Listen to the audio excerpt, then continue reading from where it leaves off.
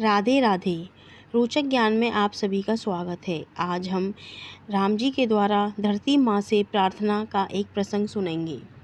ये जब की बात है जब भगवान राम लक्ष्मण व सीता सहित चित्रकूट पर्वत की ओर जा रहे थे। राह बहुत ही पथरीली और कटीली थी। अचानक ही प्रभु के चरणों में एक कांटा चुभ गया, जिसके फलस्वरूप प्रभु क्रोधित नहीं हुए बल्कि हाथ जोड़कर विनम्र भाव से धरती माँ से अनुरोध करने लगे और बोले, हे माँ, मेरी आपसे एक विनम्र प्रार्थना है, क्या आप उसको स्वीकार करेंगी? तब धरती माँ बोली, प्रभु मैं आपकी दासी हूँ, आप मुझसे प्रार्थना ना करें बल्कि मुझे आज्ञा दें। तब राम जी बोले, माँ मेरी बस आपसे इतनी सी ही विनती है कि जब मेरा भाई भरत मेरी खोज में इस पथ से गुजरे तो आप नरम हो जाना और कुछ पल के लिए अपने आंचल में इन पत्थर और कांटों को छुपा लेना।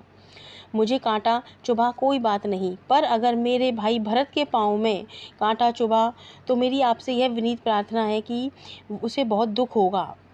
प्रभु को इस तरह व्यग्र देखकर, परेशान देखकर धरती माँ दंग रह गईं और बोली, हे भगवान, मेरी धृष्टता को क्षमा करें, पर मैं आपसे एक बात पूछना चाहती हूँ कि क्या आपका भाई भरत आपसे भी अधिक सुकुमार है क्या? जब आप इतनी सहजता से सब कुछ सहन कर गए तो क्या भरत सहन नहीं कर पाएंगे? और फिर मैंने तो सुना है कि वो संत आत्मा है और संत तो स्वभाव से सहनशील व धैर्यवान हुआ करते हैं। फिर उनको लेकर आपके मन में इतनी चिंता और व्याकुलता क्यों है? तब प्रभु बोले, नहीं नहीं माता, आप मेरे कहने का अभिप्राय नहीं समझी। भरत को यदि कांटा चुभा तो वह कांटा उसके पाँव को नहीं बल्कि उसके हृदय को विदीर्ण कर देगा। तो धरती माँ को बहुत ही आश्चर्य हुआ और वो जिज्ञासा भरे स्वर में बोली, हृदय को विदीर्ण, ऐसा कैसे प्रभु? तब राम जी बोले कि माँ, अपनी पीड़ा से वो विदीर्ण नहीं होगा बल्कि वह यह सोचकर दुखी होगा कि इसी कटीली राह से मेरे प्रभु राम गुजरे होंगे और ये शूल उनके पगों में भी चुभे होंगे।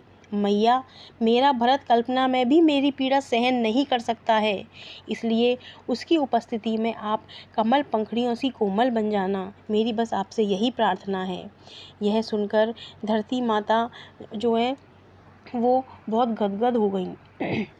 इस कहानी से, इस प्रसंग से हमको यह शिक्षा मिलती है कि रिश्ते जो है वो अंदरूनी एहसास, आत्मीयता, अनुभूति के दम पर टिकते हैं। जहाँ गहरी स्वानुभूति नहीं होती वह रिश्ता नहीं होता बल्कि एक व्यावसायिक संबंध का नामकरण होता है। इसलिए कहते हैं कि रिश्ते खून से नहीं, परिवार से नहीं, समाज से नहीं, मित्रता से नहीं, व्यवहार से नहीं बल्कि एहसास से बनते हैं, आत्मीयता से बनते हैं, अपनेपन से बनते हैं। अतः आज के समय में हमें उस आत्मीयता, एहसास की बहुत ज़रूरत है, जिसको हमें निर्वहन करना चाहिए, अपनाना चाहिए और अपने रिश्तों को बनाए रखना चाहिए। धन्यवाद।